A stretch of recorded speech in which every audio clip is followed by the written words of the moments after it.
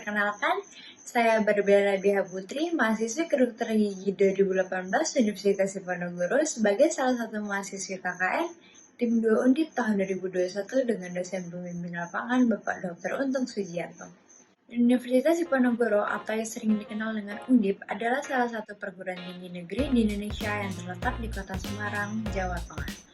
Universitas Diponegoro didirikan pada tahun 1957 dan saat ini telah memiliki 11 fakultas dengan 59 program studi sarjana, 38 program studi magister, dan 15 program studi doktor.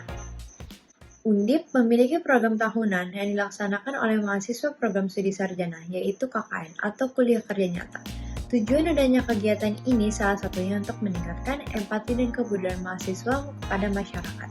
KKN tahun ini sangatlah berbeda dari tahun-tahun sebelumnya karena adanya pandemi COVID-19. Pandemi COVID-19 yang sudah berlangsung dari tahun 2019 mengakibatkan semua aktivitas akademik dilakukan secara daring. Kuliah daring, sidang daring, bahkan wisuda pun daring. Karena pandemi juga yang membuat KKN tahun ini berbeda karena dilakukan penyesuaian sehingga KKN tahun ini dilakukan di kampung halaman masing-masing mahasiswa yang disebut juga dengan KKN pulang kampung.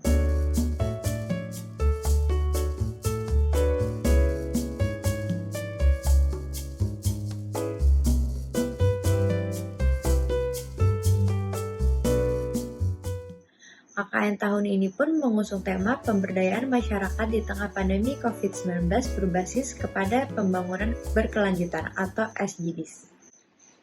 Lokasi KKN saya bertepat di RT 7 RW 8 Kelurahan Rengas yang terletak di Kecamatan Ciputat Timur dan berlokasi di Kota Tangerang Selatan, Ibu Kota Banten. Kelurahan Rengas ini merupakan salah satu kelurahan yang berada di Kecamatan Ciputat Timur, Kota Tangerang Selatan. Kelurahan ini berbatasan dengan beberapa kelurahan, seperti di sebelah utara berbatasan dengan Kelurahan Bintaro, Kecamatan Pesanggerahan, Kota Tangerang Selatan. Di sebelah selatan berbatasan dengan Kelurahan Cempaka Putih, Kota Tangerang Selatan. Di sebelah timur berbatasan dengan Kelurahan Rempoa, dan di sebelah barat berbatasan dengan Kelurahan Pondok Ranji. Kelurahan Rengas memiliki wilayah administrasi, yaitu 383 hektar. Banyaknya curah hujan yaitu 1000 mm per tahun dengan kelembapan 25% dan suhu rata-rata harian 24-34 derajat Celcius.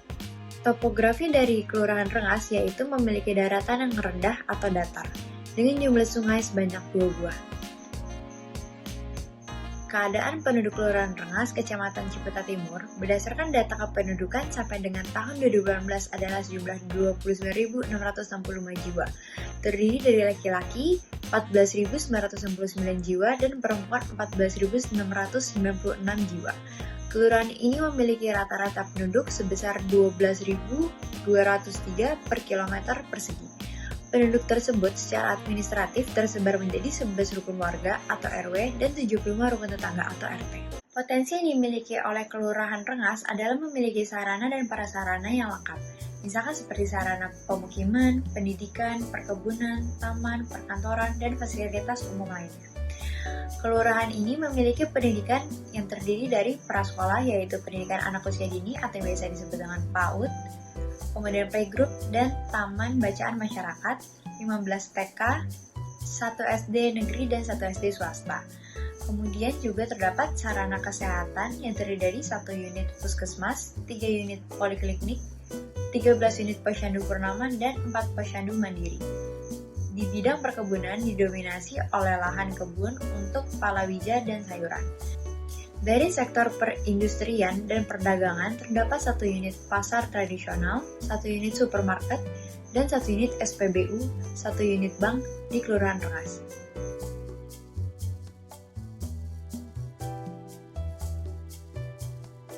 Serta sarana ibadah yang terdiri dari masjid sebanyak 7 unit, musola 24 unit, dan 1 unit pura. Lokasinya strategis dan dekat dengan akses jalan tol, hal ini membuat Kelurahan Rengas memiliki sektor UMKM yang baik.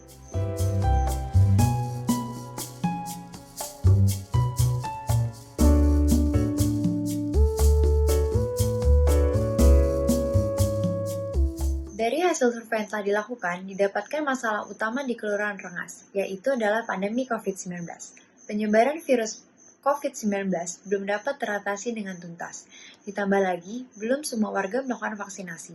Selain itu, sebagian masyarakat kurang rengas merasa takut jika pergi ke dokter gigi di masa pandemi COVID ini.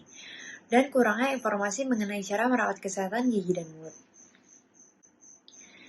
Sehingga saya di sini merencanakan 2 program kerja. Untuk program yang pertama yaitu melakukan edukasi kepada masyarakat mengenai protokol berkunjung ke dokter gigi yang aman di masa pandemi COVID-19. Latar belakang saya memilih program kerja ini karena penularan COVID-19 dapat terjadi melalui droplet dan aerosol. Salah satunya itu melalui perawatan gigi. Di masa pandemi ini, karena risiko penularan dan terjadi infeksi silang virus COVID-19 ini tinggi, membuat masyarakat takut akan berkunjung ke dokter gigi.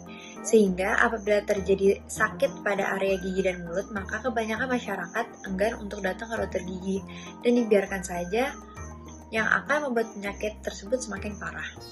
Maka dari itu, saya berinisiatif untuk memberikan edukasi dan informasi kepada masyarakat mengenai protokol berkunjung ke dokter gigi yang aman di masa pandemi COVID, sehingga masyarakat dapat merasa nyaman dan tidak perlu takut lagi untuk berkunjung ke dokter gigi.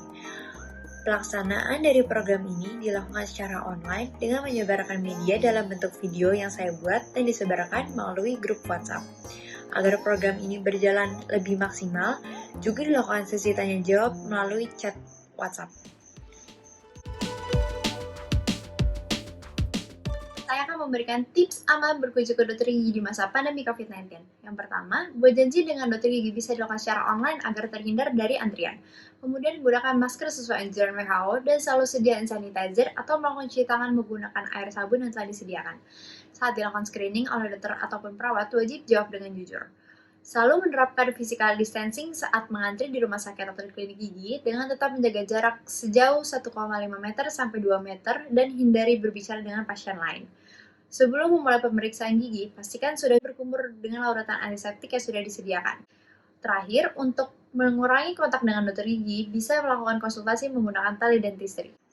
Untuk program kerja yang kedua, yaitu promosi kesehatan kepada masyarakat mengenai permasalahan gigi dan mulut yang sering terjadi di masa pandemi COVID-19. Latar belakang saya memilih program kerja ini karena saat pandemi COVID-19 ini sangat membuat masyarakat cemas, sehingga masalah yang sangat diutamakan adalah masalah kesehatan secara menyeluruh. Padahal kesehatan gigi dan mulut ini merupakan aspek penting yang harus diperhatikan, karena dapat mempengaruhi kualitas hidup apabila tidak diperhatikan. Selain itu, penyakit yang sudah terjadi bisa bertambah lebih parah dan semakin menjalar ke bagian tubuh yang lain. Menurut Kementerian Kesehatan, penyakit gigi dan mulut yang meningkat selama pandemi COVID salah satunya adalah mulut kering, xerostomia, dan bau mulut atau halitosis. Walaupun kesehatan gigi dan mulut merupakan aspek yang penting, tetapi masih banyak masyarakat yang kurang mengetahui tentang informasi tersebut. Sehingga perlu adanya edukasi mengenai promosi kesehatan kepada masyarakat mengenai permasalahan gigi dan mulut yang sedang terjadi di masa pandemi COVID-19. Pelaksanaan ini dilakukan secara online dengan menyebarkan media dalam bentuk infografis yang saya buat dan disebarkan melalui grup WhatsApp. Agar program ini berjalan dengan maksimal, saya juga melakukan sesi tanya jawab melalui chat WhatsApp.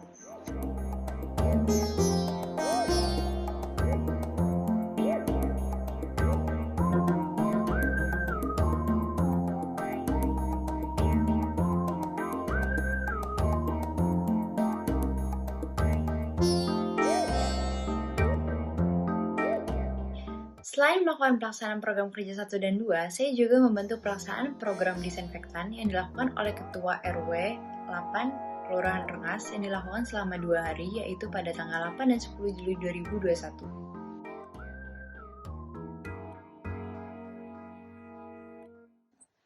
Setelah selesai melakukan pelaksanaan program kerja KKN, dilakukan evaluasi pelaksanaan program 1 dan 2 dengan menggunakan Google Form dalam bentuk kuesioner.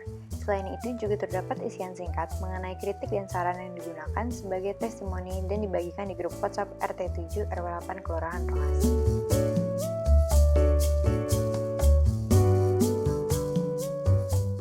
Jadi, itu tadi merupakan rangkaian kegiatan kuliah kerja nyata yang saya lakukan di Kelurahan Rengas, Kecamatan Ciputat Timur, Kota Tangerang Selatan. Semoga program KKN yang sudah saya lakukan dapat bermanfaat bagi masyarakat. Salam sehat semuanya, terima kasih.